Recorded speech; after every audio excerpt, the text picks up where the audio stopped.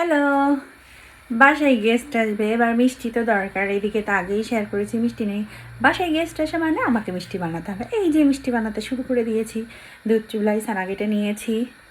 এই দেখো, দুধটা একদম খিসার মতো করে ফেলছি।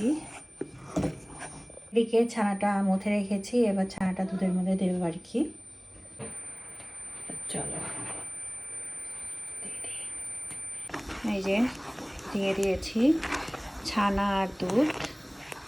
এবার এটাকে আর একটু গাঢ় করে নেব। এটা বানাতে বেশি সময় লাগে না। আমি এখানে এসেই মিষ্টিটা বানানো শিখেছি, কারণ খেতে মন চাইলে এখানে তো পাওয়া যায় না, তার জন্য।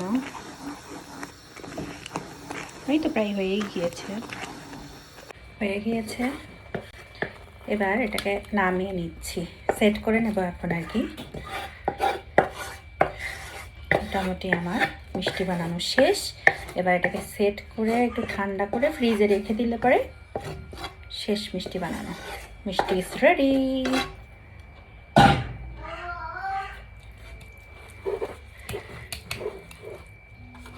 সেটটা করে নিচ্ছি। এবার আমি নাটগুলো দিয়ে দিচ্ছি এভাবে করে। বানানো শেষ। এবার এটাকে আমি ফ্রিজে ঢুকিয়ে দেবো। কেমন হয়েছে জানিও তোমরা।